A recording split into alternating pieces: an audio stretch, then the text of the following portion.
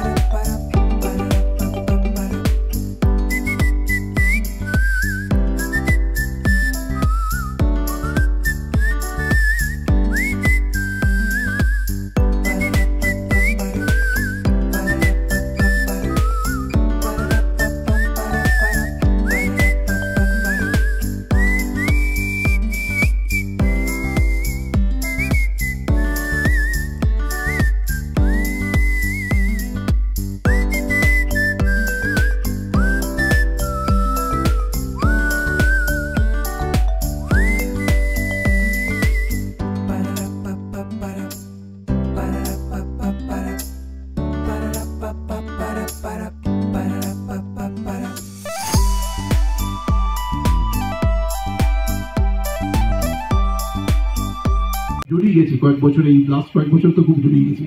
তো বিষয়টা হচ্ছে মানে অনেক কাছের মানুষ রয়েছে আর কি। দেবরাজ, রাজীব দা এরা তো খুব কাছের, অনেকদিন ধরেই ছিল।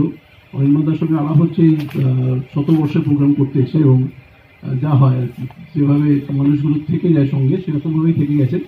আর হাওড়া ইউনিয়ন বলতে আমার খুব মনে পড়ে, আমি তখন জাস্ট সাংবাদিকতা ফ্রিল্যান্স করি বিভিন্ন। আমি মাঠে আমার ক্যারিয়ারটা মোহনবাগান থেকে আরম্ভ করেছিলাম। অনেক মাঠে খেলা দেখেছি, ক্রিকেট টিম মোহনবাগানের অনেক বছর চালিয়েছি। আর আজকের প্রোগ্রামের ব্যাপারে ওরা জানান, আমার খুব ভালো লাগছিল। এক্ষুনি মিস্টার টডি বলছিলেন যে ক্লাবটাকে আরো কিভাবে এগিয়ে নিয়ে যাওয়া যায়। আমরা সবাই জানি যে হাওড়া ইউনিয়নের নাম একটা এক্সট্রা টাইম।